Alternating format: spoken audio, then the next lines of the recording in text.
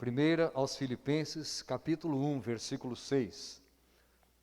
Paulo diz: estou plenamente certo de que aquele que começou a boa obra em vós, há de completá-la até ao dia de Cristo Jesus. Pode dizer para quem está perto de você aí, ele vai completar a obra. E agora você pode sentar. Grato a Deus por esta afirmação de Paulo, quando ele escreve a sua carta aos Filipenses, dizendo: eu tenho certeza, estou plenamente certo de uma coisa: ele vai completar esta obra que ele começou em vocês e que é boa. Deus está fazendo uma obra muito boa, excelente nas nossas vidas. E ele promete aqui, nas palavras de Paulo, completá-la, cumprir aquilo que ele se propôs a fazer desde o dia em que, antes da fundação do mundo, ele já propôs enviar o seu Filho. A Bíblia diz que ele conhece todos os nossos dias, ele os tem contados, ele sabe tudo o que há de se passar. Deus tem uma capacidade de processamento assim, insuperável, inimaginável e inalcançável. Ele tem, na sua capacidade de verificação das coisas, ele pode verificar todas as opções imagináveis possíveis. Ele sabe de tudo que você poderia escolher, deixar de fazer, e aquilo que em consequência disso os outros fariam. Ele conhece todas as alternativas. Isto é chamado de soberania de Deus. Isto é chamado de grandiosidade do Deus Altíssimo. Ele pode, ele sabe, e ele, no meio de todo este conhecimento amplo que ele tem, sem restrição, ele olha para nós tão pequenos e decide intervir na nossa vida de maneira a fazer o melhor para que nós, você e eu, façamos as melhores escolhas, no sentido de que nós nos mantenhamos salvos e que outras pessoas perto de nós se mantenham assim salvas. Hoje, nós estamos iniciando a semana em que a igreja vai completar 25 anos desde que passamos a nos reunir aqui nesta propriedade. Começamos ali ao lado e 25 anos atrás, no sábado à tarde, tínhamos a nossa primeira reunião. Nesse tempo todo, tantas pessoas foram transformadas, foram alcançadas. A Mara, que está fazendo aniversário hoje, foi uma das pessoas alcançadas pelo trabalho da igreja. Carlos também está fazendo aniversário hoje. E, enfim, várias pessoas, e eu vejo aqui muitos, como Deus trabalhou na vida de cada um e tem trabalhado até hoje. Então, assim como eu investi um tempo nas mensagens anteriores em falar da grandiosidade de Deus, daquilo que Ele tem preparado para nós, da autoridade que é dele, que está acima de toda autoridade, eu gostaria de iniciar hoje uma sequência de estudos sobre, e agora, o que é que eu faço?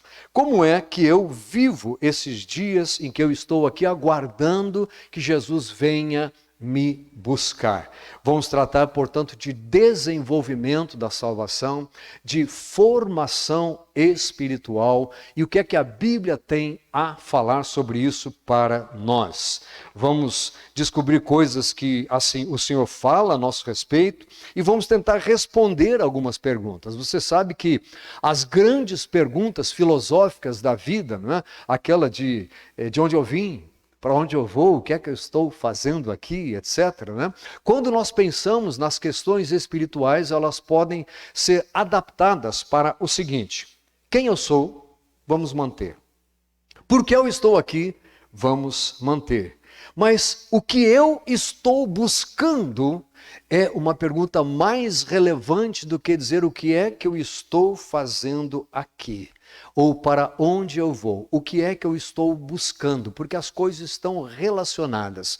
Então eu gostaria de falar um pouquinho sobre busca, sobre o que eu espero alcançar. Paulo, quando escreve isso aqui aos Filipenses, está preso, simplesmente preso. E ele está dizendo: olha, eu sei que a coisa é complicada, eu espero que isso aqui termine em minha libertação, etc. Mas no meio disso tudo eu tenho uma certeza, que aquele que começou a boa obra em vocês vai completar. Não sei se eu saio daqui, não sei o que vai acontecer a respeito de mim, tenho esperanças, mas aconteça o que acontecer, eu sei de uma coisa: o Senhor está completando a obra na vida de vocês. Mais adiante, neste mesmo texto, ele diz, olha, o que importa isso tudo, uma vez que Cristo de qualquer modo está sendo pregado, porque outros estavam pregando por pretexto, com outras intenções, e Paulo diz, olha, o que importa é, Cristo está sendo pregado e é o que precisa acontecer até o dia da volta dele. Precisamos falar de Jesus e ele diz, eu me alegro nisso tudo, glória a Deus. Então, no meio disso tudo, no meio desse problema, ele diz, eu sei que eu não vou ser envergonhado. Está lá no versículo 20. Em nada serei envergonhado. Antes, com toda ousadia, como sempre, também agora será Cristo engrandecido no meu corpo, quer pela vida, quer pela morte. Nunca se falou tanto em morte como no último ano e meio que nós passamos. Parece que nós estamos rodeados do assunto. E como a Bíblia diz que a casa do luto nos traz mais sabedoria do que a casa da alegria, todos nós deveríamos ter crescido nesse tempo. Deveríamos ter aprendido alguma coisa e desenvolvido uma parte da nossa salvação. Deveríamos ter aprendido a confiar no Senhor absolutamente, poder afirmar coisas como esta. Eu sei de uma coisa, Ele está trabalhando em mim, no meio disso tudo. Precisamos aprender a descobrir nos acontecimentos, nas oportunidades, nos aprendizados, descobrir nisso tudo onde é que Deus quer que eu chegue. Por isso a pergunta, o que é que eu estou buscando? Paulo mesmo diz, já falamos aqui várias vezes, se a minha esperança, se a nossa esperança em Cristo se limita a esta vida, nós somos os mais infelizes de todos os homens. Portanto, não há como, nós temos que estar focados lá no futuro, lá adiante, mas vivendo aqui. Quando Jesus fez a sua oração, aquela famosa oração sacerdotal de Cristo, ele diz, Pai, eu não peço que tu tires eles do mundo, mas eu peço que tu os livres. Dizendo, eu sei, eles estão ali, vão continuar, as coisas vão manter-se mais ou menos desse jeito, mas Senhor, livra-os. Livra-os. O Senhor quer que nós sejamos livres da entrada do mal, talvez da volta, do retrocesso, que nós sejamos livres de uma mente deturpada, de um conhecimento errado, livres do pecado. Livra do mal. Ele mesmo se põe como nosso intercessor, dizendo que enquanto nós estamos aqui, Ele está trabalhando por nós, está intercedendo por nós constantemente. Mas haveria dois extremos errados. Um deles seria pensar, eu preciso fazer, eu preciso correr atrás, eu preciso cumprir isso, fazer aquilo, achando que isso nos levaria à salvação. Uma espécie de um legalismo exacerbado desse tipo. E o outro extremo seria assim, olha, não adianta nada, eu não tenho o que fazer, eu tenho mesmo que contar com a misericórdia de Deus e esperar que talvez naquele dia, quando Ele voltar, Ele também me leve com Ele. Não, a Bíblia nos ensina que há um caminho de equilíbrio. A Bíblia nos fala que nós podemos desenvolver a nossa salvação. Paulo aqui diz o seguinte, Cristo será engrandecido no meu corpo, quer pela vida, quer pela morte. Aconteça o que acontecer, o Senhor vai ser engrandecido. Porquanto para mim, o viver é Cristo e o morrer é lucro. Por que Paulo estaria dizendo isso? Será que ele estava sofrendo tanto naquela prisão, que diz, olha, eu não vejo a hora de morrer, eu quero parar com isso, quero que acabe isso tudo, quero perder minha vida. Não, porque ele dizia, para mim o melhor é estar com o Senhor. No entanto, a minha vida é Cristo. Viver Cristo é o que nos traz alegria e satisfação. Como é este viver Cristo? Na continuação, Paulo diz o seguinte, entretanto, se o viver na carne traz fruto para o meu trabalho, já não sei o que hei de escolher. Paulo diz, olha, entre dois pensamentos. Eu gostaria de partir logo para estar com o Senhor. Isso para mim seria infinitamente melhor, porque eu já sei, eu já aprendi, eu sei que nem olhos viram, nem ouvidos ouviram, mas eu sei que junto do meu Senhor é o melhor lugar para se estar. No entanto, ele diz, se a minha vida, preste atenção, como é que nós avaliamos a nossa vida? Como é que nós verificamos se vai tudo bem? Não é pelas coisas que nós ganhamos, que nós temos, que nós somos. E sim, mais ou menos com a resposta desta frase que Paulo usa aqui, olha, se o viver na carne traz fruto para o meu trabalho, já não sei o que escolher. Nós temos que descobrir que a nossa vida é frutífera. Jesus, quando ensinava sobre fruto, ele diz, olha, quem permanece em mim, este dá muito fruto. Permaneçam em mim. Permanecer no Senhor é se dispor a dar fruto. E Paulo diz, olha, se eu estou frutificando, se estas coisas estão trazendo através de mim, mesmo aqui preso, trazendo fruto, como é que pode? Alguém dirá, não, mas preso acabou, não há mais nenhuma manifestação pública da pessoa, ela está encerrada. Não, Paulo diz, mesmo preso, se a minha vida traz fruto, então pode haver algum valor em permanecer ainda vivo para glorificar o meu Senhor. Que visão acertada de Paulo. E Paulo diz, olha, tudo isso é importante desde que eu complete a minha carreira. Quer ver? Olha só. Ora, de um lado e de outro estou constrangido, tendo o desejo de partir e estar com Cristo. O que é incomparavelmente melhor. Mas por vossa causa é mais necessário permanecer na carne, ou seja, permanecer vivo. Então ele descobriu, há motivo para eu continuar aqui. Então, como Deus ainda quer fazer através de mim alguma coisa que redunde em salvação, em crescimento, em desenvolvimento de alguém, muito provavelmente ele vai esticar mais alguns dias, diz Paulo. Embora, para mim, eu gostaria de já estar com ele. E convencido disto, estou certo de que ficarei e permanecerei com todos vós para o vosso progresso e gozo na fé, o gozo da fé. Qual é o propósito da sua vida? Se você tem dúvidas ao tentar responder essa pergunta, comece a meditar nisso e a escrever. Para o que é que eu estou aqui e o que eu estou buscando. O meu propósito diz aonde eu quero chegar.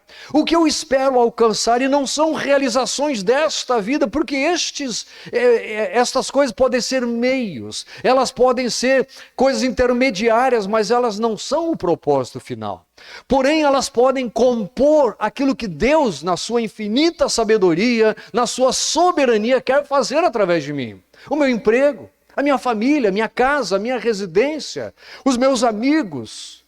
Até uma doença dessas pega que me faz conviver com outras pessoas. Eu preciso poder dizer, como Paulo, o importante é que Cristo está sendo revelado e exaltado através disso tudo. Então ele chega e diz, olha, eu sei que eu vou continuar mais um pouco, vocês vão ter que me aguentar, porque eu sei que é para o progresso de vocês, para a fé, para o gozo da fé de vocês, a fim de que aumente, quanto a mim, o motivo de vos gloriardes em Cristo Jesus, pela minha presença de novo convosco. A nossa presença no meio do povo, no meio da família, no meio dos colegas de trabalho, na sociedade, pode e deve ser uma presença que se torne assim, motivo de as pessoas se gloriarem em Cristo. Motivo de elas exultarem dizendo, ainda bem que nós temos a irmã fulana conosco. Ainda bem que nós temos o colega fulano trabalhando aqui conosco. Ainda bem que nós temos aquele amigo com quem nós podemos contar. Ainda bem que nós temos alguém sábio no meio desse grupo e que pode nos ajudar. Paulo diz, contanto que vocês encontrem motivo de se gloriar em Cristo. E no versículo 27 ele diz, vivei acima de tudo, por modo digno do evangelho de Cristo, para que, indo ver-vos ou estando ausente, no caso preso, ouça no tocante a vós outros que estáis firmes em um só espírito, como uma só alma, lutando juntos pela fé evangélica. Glória a Deus, aleluia. Então Paulo vai dizendo, assim como eu sei responder, o que é que eu estou buscando? Eu quero buscar o crescimento de vocês. Eu quero buscar a glória de Cristo em mim. Não há aposentadoria para o cristianismo. Não há um fim da nossa jornada. Pode haver uma mudança de maneira de eu poder me expressar, mas em todo tempo eu posso ser usado para a glória de Deus. Graças a Deus. Alguns Deus resolve levar a colher antes, e isso não é porque ele não cumpriu, porque ele não fez, ou porque ele desobedeceu. Não, Deus na sua sabedoria infinita, no seu pré-conhecimento de todas as coisas, decidiu que daquela forma era, permitir que aquilo acontecesse seria o melhor naquele momento.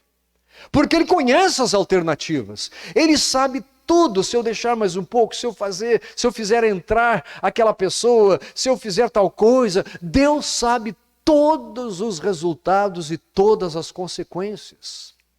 Mas acima de tudo, Ele nos quer ver naquele dia, assentados naquela grande mesa, salvos, os remidos e comprados pelo sangue de Jesus. Aleluia. Então, graças a Deus. O que é que eu estou buscando? O que é que eu estou querendo? O que é que eu estou esperando? Nós temos o que nós chamamos de crescimento. Crescer com Deus se refere, essa formação, esta vida espiritual, melhor dizendo, se refere a um processo de crescimento, de amadurecimento do nosso relacionamento com Deus. O nosso relacionamento muitas vezes começa bem simples. Olha, existe um Deus e nós temos que reconhecer a existência desse Deus. Ele quer que eu entregue minha vida nas mãos dele, vou fazer isso. Mas com o passar do tempo, é esperado que a gente amadureça nesse relacionamento e comece a descobrir o que é que ele quer que eu esteja buscando. O que é que ele espera que eu esteja valorizando nesta fase de vida, neste momento que eu estou vivendo. Não podemos nunca olhar para frente e dizer, quando eu tiver tal idade, quando eu já estiver em tal condição, quando eu estiver casado, quando meus filhos já tiverem crescido, quando eu já estiver com uma poupança suficiente para não sei o quê. Não dá para dizer, nesta época eu vou buscar que o Senhor seja glorificado em mim e que pessoas sejam edificadas por causa da minha vida. É necessário que eu entre nessa caminhada. E isso vai trazendo realização para nós. Isso vai trazendo esse entendimento de Paulo. Olha, seria melhor estar com ele, mas sabe uma coisa? Eu consigo ver um propósito para Deus me manter aqui. E eu quero dizer para você, querido, que não existe ninguém, nenhuma pessoa que não tenha um propósito. Não existe ninguém que não tenha sido chamado para uma soberana vocação em Cristo Jesus. A forma que Deus nos conduz a trabalhar para Ele, por Ele, são diferentes. As condições de vida mudam muito. A época em que nascemos, o governo vigente na época em que nascemos, ou que crescemos, ou que estamos estudando, as ideias que permanecem na cabeça da sociedade são muitas, mas a palavra de Deus não passa, não muda. Cantamos hoje, temos um Deus que não muda. A Bíblia diz que nós sequer uma sombra de variação ou mudança no nosso Deus. Não muda nem a sombra dele, ele é tão grandioso diante de tudo isso que é lá imutável, permanece. Mas a sociedade muda, a política muda, nós mudamos, e eu espero que sempre para melhor, mas o corpo envelhece. O corpo de Paulo estava preso e ele diz, mesmo assim, eu não estou sendo envergonhado.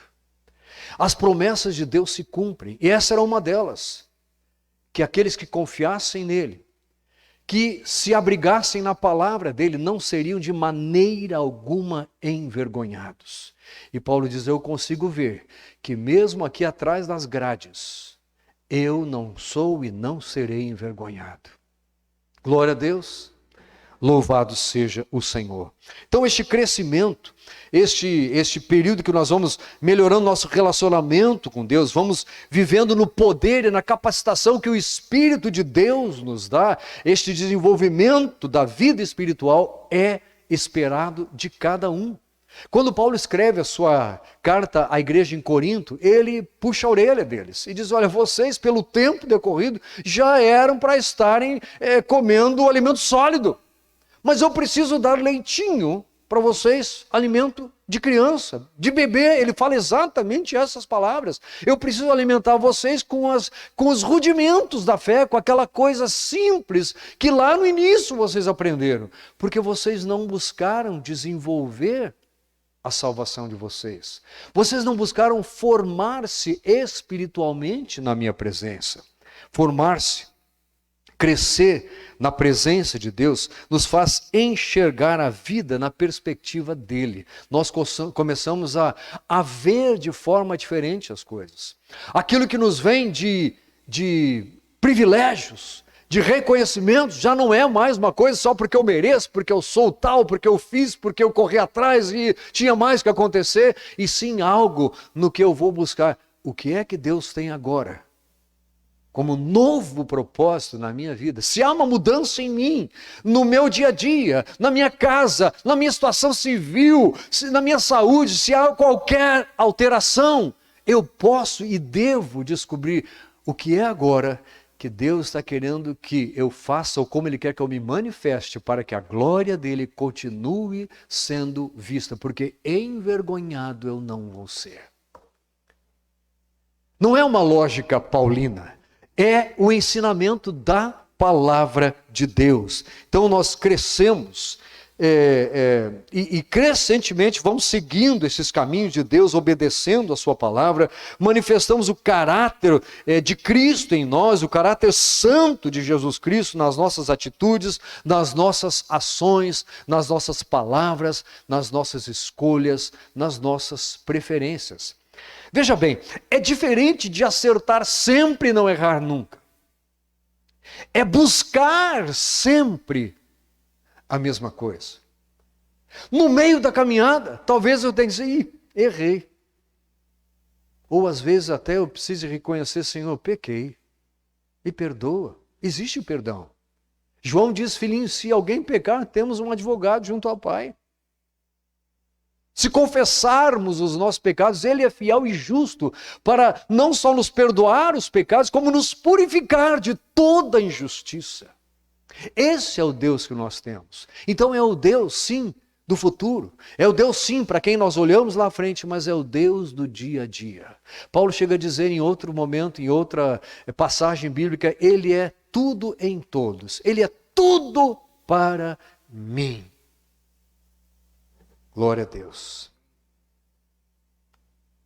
O elemento básico desta formação espiritual, deste crescimento na graça, desta disciplina espiritual, deste desenvolvimento da salvação, é a graça de Deus. É o relacionamento de Deus baseado na graça de Deus. E começa lá na salvação. Lembra que lá, quando ele escreve a carta aos Efésios, capítulo 2, ele diz, pela graça sois salvos, mediante a fé. E isso não vem de vós, é dom de Deus, não de obras para que ninguém se glorie. A graça é a fonte de operação, a fonte de resposta, é a fonte de bênção de Deus. Tudo é pela graça. E dizer que é pela graça é dizer, nenhum de nós pode fazer qualquer coisa que nos dê o direito de ir reivindicar lá diante do trono de Deus alguma coisa. Porque tudo é pela graça. Nós não passamos de perdoados, salvos e transformados. Não fomos salvos porque passamos a merecer. Não fomos transformados porque nos esforçamos muito. Fomos pela graça de Deus. E a graça continua sendo a maneira pela qual Deus nos abençoa, nos transforma e nos faz crescer até o dia da volta de Jesus. Estejamos, como diz Paulo, vivos ou mortos até aquele dia, ou estejamos presos ou em liberdade, estejamos num país de regime totalitarista ou num país de regime aberto, onde há total liberdade. Então essa formação espiritual vai acontecendo por meio de uma relação com Deus, mas essa relação não é estática, ela é dinâmica. Eu não me relaciono com Deus durante a noite apenas, ou somente nos momentos de meditação. O meu relacionamento com Deus é contínuo. As minhas escolhas, as minhas preferências, as palavras que eu uso vão sendo transformadas. A minha organização de valores na vida vai sendo transformada. A maneira como eu lido com os meus filhos, com a minha esposa, a maneira como eu trato as questões trabalhistas, a maneira como eu me relaciono com a empresa onde eu trabalho, não vai ser influenciada por sindicato e por reivindicações inferiores. Não estou falando contra, eles que façam e devem fazer o papel deles, mas nós temos valores mais altos e o nosso relacionamento com Deus nos leva a tomar atitudes e fazer escolhas que eu não preciso de organizações humanas para fazer isso. Porque no meu relacionamento com Deus é esperado que eu me desenvolva e cada vez mais eu me desvencilhe destas outras influências que a minha vida possa ter. Embora eu esteja debaixo das autoridades instituídas, como falamos algum tempo atrás. Então Paulo diz, olha, as autoridades resolveram me colocar na prisão, mas isso não faz com que eu seja envergonhado, porque não foi porque eu fiz algo errado, porque eu desobedeci, porque eu mereci isso. Isso não me faz ficar envergonhado, porque o nome de Jesus continua e continuará sendo exaltado na minha vida. Glória a Deus. A dona de casa, quando o Senhor entra, ela começa a aprender a lidar com o seu lar, com a vizinhança e com os filhos dentro de casa, com o seu marido, da maneira que Deus quer que ele seja aquela auxiliadora que ele a colocou lá dentro para ser. Então, como estávamos falando outro dia aí, eu não preciso de um movimento feminista para que a mulher seja valorizada, porque quem dá o verdadeiro valor à mulher cristã é o nosso Deus. E nós, como igreja do Senhor, temos o entendimento perfeito de que ela tem o mesmo valor como todos os outros seres humanos. Todo mundo não vale nada. Foi colocado debaixo da lei e todo mundo passou a ter um valor maior do que o de qualquer coisa na face da terra no momento em que o Senhor Jesus entrou em nós. Glória a Deus. Não há relativismo nessas coisas. É absoluto. Ou você não tem e você não é, ou você está na presença de Deus e está desenvolvendo esta salvação. Esta é a forma que ele vai ensinando. O único referencial ou uma norma para medir este crescimento, esse desenvolvimento espiritual é algo que podemos chamar de semelhança com Cristo. Semelhança de Cristo. Semelhante a Jesus. Há uma história bonita de um missionário que foi para a África, um desses mais famosos, e esteve lá. E posteriormente, depois da passagem dele para esse lugar, uma outra pessoa foi para pregar o evangelho nesse local. E quando essa pessoa buscava palavras, porque o missionário procura uma maneira de entrar na cultura daquela civilização, quando ele procurava palavras para expressar quem era Jesus, como ele era, dizendo da personalidade de Jesus, de como ele agia, de como ele amava as pessoas, ele disseram assim, mas essa pessoa já esteve aqui. E já esteve aqui, como assim?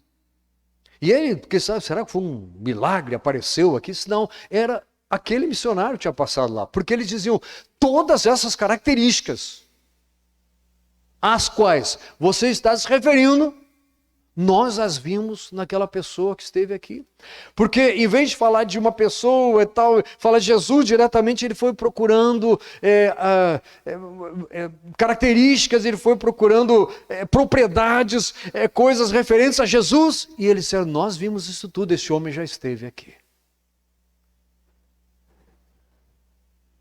Glória a Deus, o Senhor é bom. Queria que você abrisse a sua Bíblia em Gálatas capítulo 4, versículo 19. Gálatas 4, 19.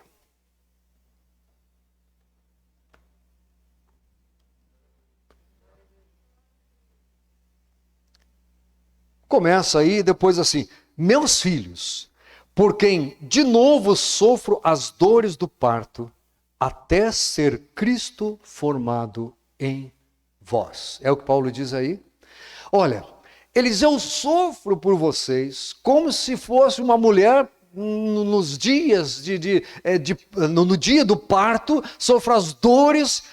Quando? Até ver Cristo formado em vós. Há um desejo da parte de Deus de ver esta formação espiritual, de ver este crescimento espiritual em cada um de nós. E à medida que nós crescemos, Deus vai então colocando novas incumbências, novos desafios nas nossas mãos.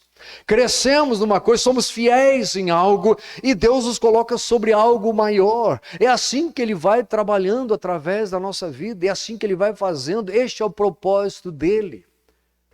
Não há como, embora alguém que se converta hoje aqui nessa reunião possa ser alguém que venha a ser mais usado por Deus do que a soma de todos nós juntos aqui. Deus é capaz de fazer isso. Mas uma vida com Deus é o que nos leva a reconhecer o que Deus está fazendo através dessa vida. Acompanhar, ver de perto, estar dia a dia, ver os resultados da presença desta pessoa, nos faz ver se ela realmente desenvolveu a sua salvação ou ela simplesmente foi empurrando com a barriga, foi fazendo de conta que não era com ela, foi fazendo descaso com as coisas de Deus até esperar alguma coisa acontecer. Então Paulo diz, existe um até Cristo ser formado em vós. Outra passagem, segunda carta de Paulo aos Coríntios, capítulo 3, versículo 18. Segunda aos Coríntios 3, 18. Quando você abrir, diga um amém aí para eu saber. Alguns foram rápidos. Segunda aos Coríntios 3, 18. Agora a gente fala, alguns abrem, outros acessam, não é? Depende do que você tem nas mãos aí. Diz assim, e todos nós, com o rosto desvendado, sem vendas. Eu estou sem a minha máscara aqui, porque eu estou falando distante de vocês, então eu posso desvendar o meu rosto. Não há vendas. Ele diz, olha, todos nós com o rosto desvendado, contemplando como por espelho a glória do Senhor, somos transformados de glória em glória. Mas no quê? O que é que eu estou buscando? Aonde? Para onde eu estou apontando? Qual é o alvo da minha vida? Semelhança de Jesus. Diz Paulo aqui, sendo transformados de glória em glória na sua própria imagem, como pelo Senhor o Espírito. O Espírito de Deus é quem vai trabalhando e ele diz, nós vamos sendo transformados. Não é simplesmente, eu agora mudei, agora sou outra pessoa, mas outro como se, não, agora eu estou buscando isso, agora eu dou preferência àquilo. Não são interesses pessoais, e sim aproximação da aparência de Cristo. Quanto mais semelhante a Ele, mais transformado eu fui na sua própria imagem. Então aqui diz, eu preciso ter um espelho. Eu preciso ter um referencial, eu estou buscando, e eu preciso ter um espelho para avaliar isso constantemente. Nós temos que ter ferramentas de avaliação, de verificação, para tudo que nós fazemos, não é assim? Você lá no seu trabalho é desafiado com alguma meta e tal, e você tem os indicadores para acompanhar. Pois bem, a Bíblia diz que você tem que ter um espelho, o seu indicador de como é que a transformação está, em que fase está a transformação. E o que é que você vê nesse espelho? Duas imagens, Jesus e você. Está ficando próximo? Está ficando parecido? Está ficando alguém que vai poder dizer, que a respeito de quem vai poder ser dito, Jesus esteve entre nós. Queridos, quando a gente fala disso, a gente pensa, puxa, mas eu estou muito longe disso. Falta tanto para isso acontecer. Mas isso é um excelente sintoma. ter estes insights, ter essas dúvidas, mas Senhor, como é que isso vai acontecer? É um momento pelo qual nós precisamos passar. Esta crise de Senhor, será que vai chegar esse dia? Se você ainda não passou por isso, é porque talvez ninguém tenha pregado que existe um propósito de Deus para a sua vida. Talvez ninguém tenha dito que você precisa estar buscando a coisa certa, o alvo certo. E talvez ninguém tenha dito que há um espelho para verificar se esse alvo está sendo alcançado. O alvo de Deus não é verificado nas nossas vidas de acordo com as bênçãos que podem ser contabilizadas. Não pode ser verificado de acordo com o saldo bancário. Não é verificado de acordo com a idade ou nem com quanto tempo nós tivemos sentados dentro de uma igreja. Mas pela transformação, a imagem e semelhança de Jesus. O homem foi criado exatamente assim, a imagem e semelhança do Senhor, somente o homem. Deus que criou todo o universo, que fez tudo. Cada coisinha que Ele colocou aí, todos os materiais, todas as forças, todas as energias, tudo foi Ele que fez. Mas em uma parte da sua criação apenas, no homem, no ser humano, Deus colocou a sua imagem. E esta imagem foi perdida lá no Jardim do Éden, quando Adão e Eva, os primeiros seres humanos colocados aqui, perderam porque desobedeceram, porque desonraram. Houve uma queda do homem. Por isso agora nós estamos vivendo um levantar do homem. Nos levantamos quando Jesus nos chamou e nós aceitamos o convite. Mas nos levantamos para quê? Para ficar parados, olhando para o lado, assoviando, como se nada tivesse acontecido, ou sentando outra vez? Não, não somos dos que retrocedem, somos dos que avançam. E avançar é crescer, avançar é mudar para melhor, avançar é se tornar mais semelhante a Cristo. Tenha eu a profissão que eu tiver, tenha eu a idade que eu tiver, tenha eu a saúde que eu tiver, tenha eu a cor da pele que eu tiver, pertença eu à classe social que eu pertencer, tenha eu nascido no país que for, debaixo do regime que for, estou mais semelhante a Jesus ou não?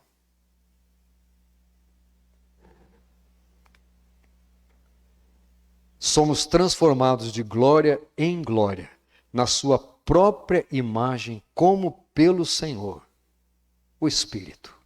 O Espírito vai transformando, o Senhor vai transformando, e nós somos gratos a Deus por sermos alvo desta compreensão de Deus, mas também desse trabalho maravilhoso que Deus vai fazendo em nós.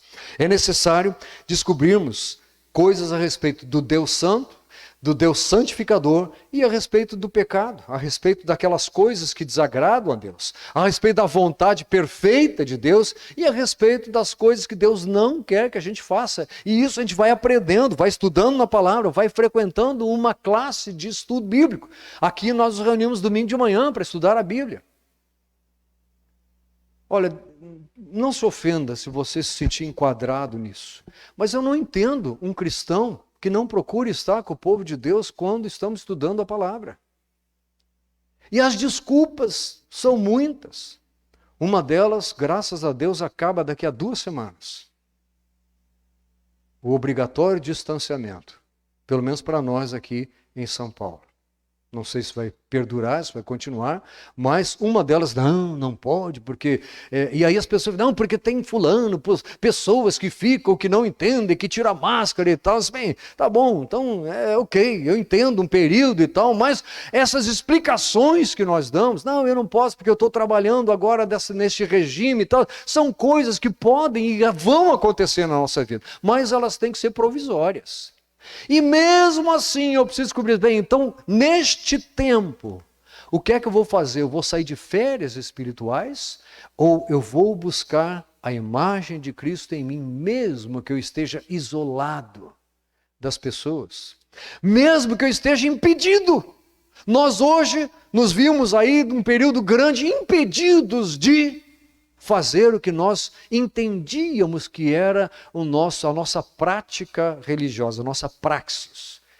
Tivemos que mudar toda a nossa rotina. Mas não mudou o nosso relacionamento com Deus. Ele precisou ser mantido, continuado, talvez até melhorado em algumas coisas que descobrimos, puxa, mas então não dependia disso ou daquilo. Paulo estava tão impedido que não era uma pandemia, era uma prisão. Paulo diz para eles nessa carta, eu gostaria de estar com vocês, eu espero estar com vocês de novo. Mas o impedimento era muito pior do que uma pandemia. Era uma prisão que ele não sabia se seria ou não salvo daquilo. Então ele diz, olha meus irmãos, eu não sei. E olha que a comunicação dele com as pessoas não era por WhatsApp, que chegava na hora. Não era por um telefone celular, que dizia, me empresta aqui o celular, que eu quero fazer uma ligação para a igreja em Filipos.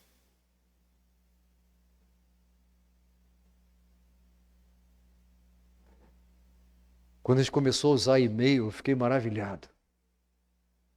Eu tinha uma conta, dos primórdios, aí quando eu tinha uma conta numa universidade, que eu nem lembro qual era, que dava para entrar lá e abrir uma conta e descobrir que eu podia passar, olha só, passar mensagens instantaneamente para alguns irmãos, amigos lá nos Estados Unidos, porque nós estávamos programando uma atividade e eu conseguia me comunicar pelo computador. Aquilo foi assim, é uma coisa extraordinária.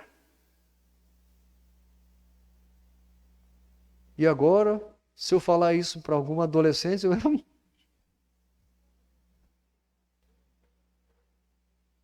eu contei outro dia para uma pessoa que eu comecei a trabalhar muito cedo e não vejo nenhum problema em crianças trabalharem. Mas a lei diz que não pode. Quem sabe vão rever esse negócio. Eu acho que tem que ter condições. Ela só pode trabalhar assim, ou só tal período, não pode fazer esse tipo de atividade, talvez, enfim.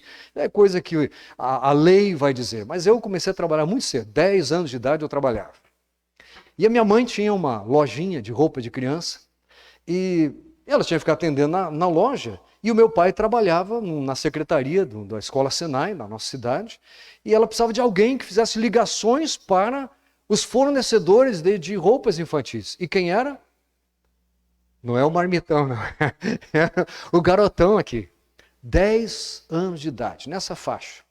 Aí eu ia para o posto telefônico, dava o número do telefone para atendente, ela pegava o número, marcava o meu nome e falava, pode sentar ali e esperar naquele banquinho. Eu sentava no banquinho e de repente ela dizia assim, Mauro, tal, ligação na cabine tal.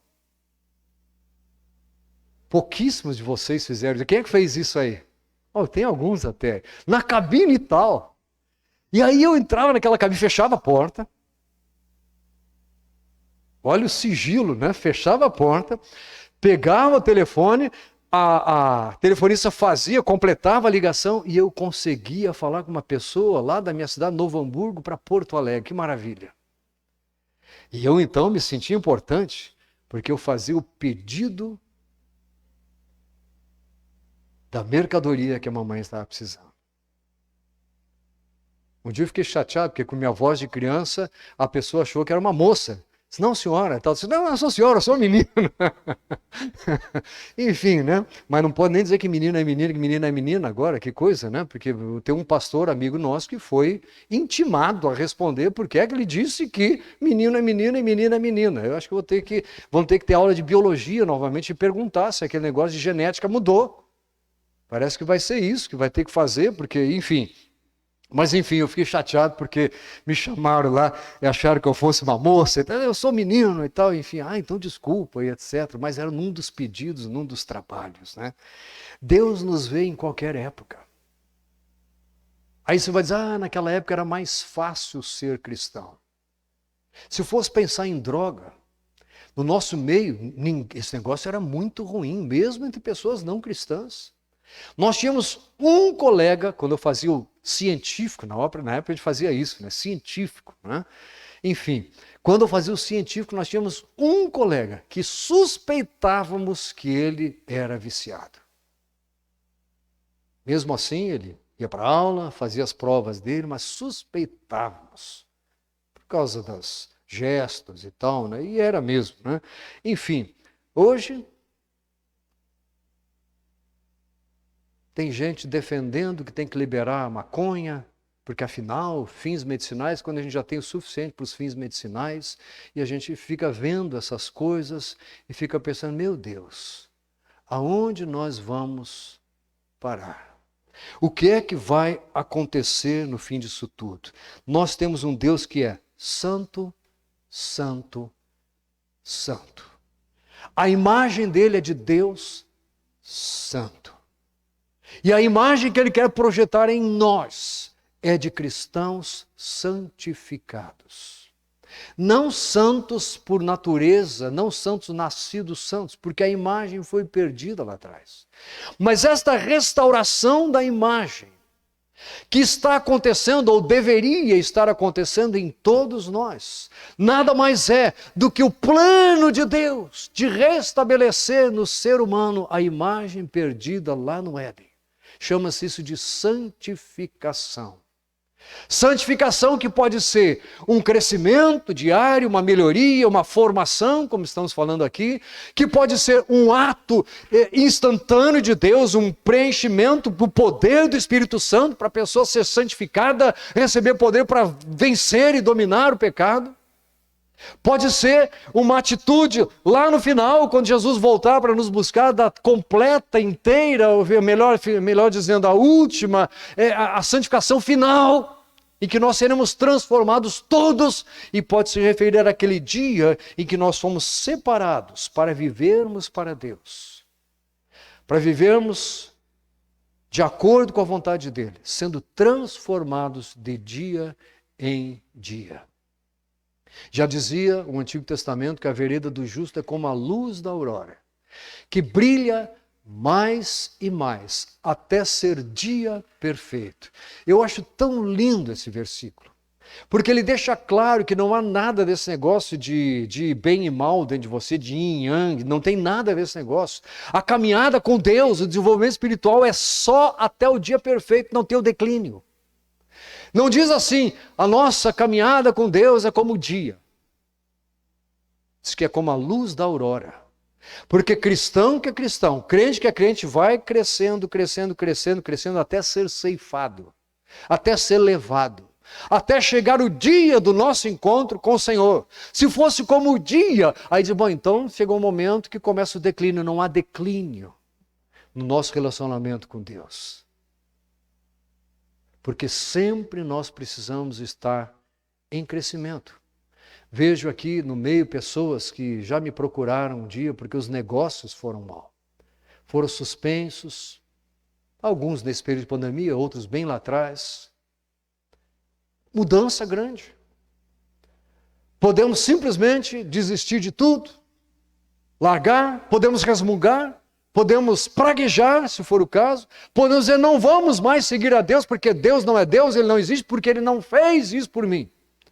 E Paulo, que está lá preso, diz, não, eu sei que o melhor para mim seria, nesta e em qualquer outra condição, seria estar com o Senhor. Mas por causa de vocês, eu sei que Ele quer me manter ainda e eu não vou ser envergonhado. Se eu vou estar com vocês ou não, eu não sei. Mas eu sei que enquanto eu estou aqui, há crescimento, há benefício espiritual na vida de pessoas. O que é que eu estou buscando? Alguns buscam, mas com motivação errada. Buscam para serem vistos. Jesus mesmo diz, olha, não seja como aquele tipo de gente, porque eles fazem isso aí só para serem vistos. Levantam as mãos nas praças. Não tenho nada contra pregador de praça, porque eu já fui pregador de praça pública. E se for necessário, volto a pregar, não tenho problema nenhum com fazer isso. Tinha problema antes, eu tinha uma vergonha, para não dizer outra palavra, danada. Tinha uma vergonha assim terrível. Até o dia em que eu abri a boca numa praça e vi gente se convertendo. Diz, bom, meu Deus, então vamos em frente. Primeiro dia que nós fomos com um grupo que nós formamos aqui em Campinas para a praça pública, grupo de música. Pregador definido, já sabíamos quem era, nós tínhamos a parte do programa, da música, dos testemunhos, e montamos tudo, arrumamos energia elétrica em determinado ponto, palanque montado, etc. Tudo montado, e de repente o relógio, cadê o pregador? Teve um problema. E Deus falou assim, é com você. É, você. E o que é que Pedro diz? Que nós devemos estar preparados para responder a razão da esperança que há em nós em todo o tempo. Como é que eu vou estar preparado se eu não estou buscando a coisa certa? O que é que estamos buscando? Formação, desenvolvimento, crescimento. Precisamos poder olhar para trás com cabeça erguida. Olha o que é que eu já passei, hein? Olha o que é que eu já fui. Imagina onde eu estaria hoje se não tivesse, primeiro, aceito Jesus lá atrás, e seguida, deixado Ele me transformar de glória em glória. Glória a Deus. Louvado seja o nome do Senhor, que faz isso, que continua fazendo, que vai fazer estas coisas através de nós e em nós, para a glória do Senhor.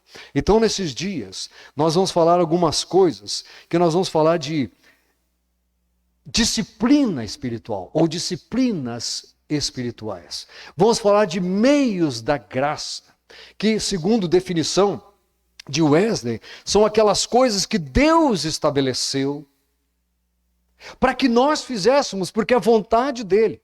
E que em nós, fazendo essas coisas, Ele poderia nos abençoar. E usar-nos mais. Fazer mais para a glória do Senhor. Jesus, o próprio Jesus se identificou conosco.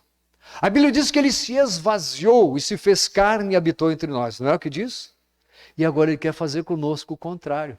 Ele quer fazer com que nós nos esvaziemos da nossa natureza humana e nos enchamos do Espírito Santo de Deus, da natureza de Deus, para mais e mais revelarmos a vida dele em nós.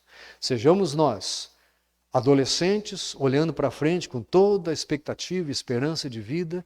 Sejamos nós, recém-formados, com aquela esperança de agora aquele emprego novo, agora poder desempenhar tudo aquilo para o que eu estudei. Sejamos nós pessoas que já têm os filhos dentro de casa e pensamos, bem, agora eu quero uma vida um pouco mais tranquila, estabelecida. Sejamos nós pessoas que já vimos alguns partirem do nosso lado. Todos nós ainda estamos aqui, portanto ainda há algo a ser buscado. E o que é que Jesus disse? Buscar-me-eis e me achareis. Quando me Jesus não, a palavra, né? Quando me buscares de todo o coração. O Novo Testamento é que diz, buscai e achareis. Batei e abrir-se-vos-á. Pedi e dar-se-vos-á, ou recebereis. Eu preciso estar buscando, mas buscando o quê? As melhores coisas que Deus tem para mim.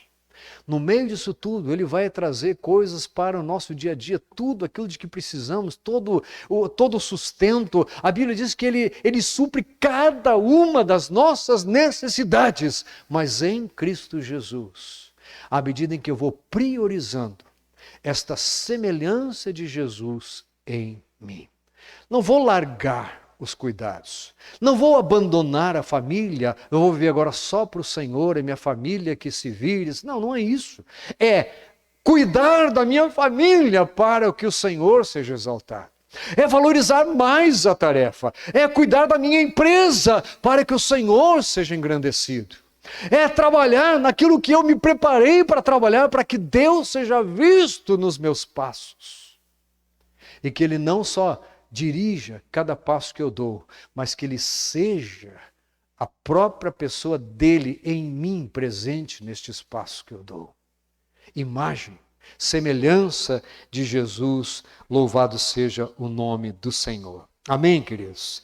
Então, graças a Deus. Nós vamos continuar falando dessas coisas, vamos aproveitar esse tempo nesses dias. Essa semana, nós estamos na semana de aniversário e nós vamos procurar aí trazer mensagens sobre este assunto, sobre esta formação que o Senhor quer produzir, quer fazer em nós, sabendo que Ele vai nos transformando de glória em glória na imagem dEle.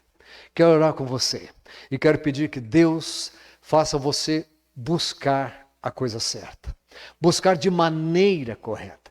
Buscar com tudo que você é, tudo que você tem. Quando ele diz, filho meu, dá-me o teu coração, o que ele está dizendo é, dá-me o centro da sua vida, da tua vida. Eu quero estar no trono, eu quero ser entronizado, não só entre as nações, mas na sua vida, para que a sua vida redunde em crescimento para você, crescimento para os outros e glória para o Pai Celestial. Amém? Levante, fique de pé e faça sua oração enquanto eu estou orando aqui também. Pai amado, muito obrigado pela tua palavra que vem e não volta vazia. Faz, Senhor, chover esta verdade da tua palavra sobre nós. Que nós aprendamos cada vez mais o caminho dessa transformação, o caminho de sermos formados espiritualmente e que em momento algum nós sejamos encontrados aquém do ponto em que nós deveríamos estar na nossa vida. Ajuda-nos, Senhor, a não retroceder. Ajuda-nos a nem ficarmos parados e a descobrir em cada nova situação, em cada novo relacionamento, em cada novo desafio, em cada nova possibilidade que surja, que nós possamos aprender a colocar-te em primeiro lugar e estar olhando sempre para aquele espelho, para aquela imagem do Senhor e compararmos quanto mais perto do Senhor estamos hoje do que estávamos ontem. Abençoa assim a todo o povo que está aqui. Abençoa aos que estão assistindo a essa transmissão, a este programa que está sendo gravado. Que cada um, Senhor, seja alcançado por Ti e tenha esta postura nobre, esta postura elevada, esta postura santa e poderosa de buscar em Ti a plena realização da Tua vontade em si próprio. Muito obrigado, Senhor, por esta noite, em nome de Jesus. Amém.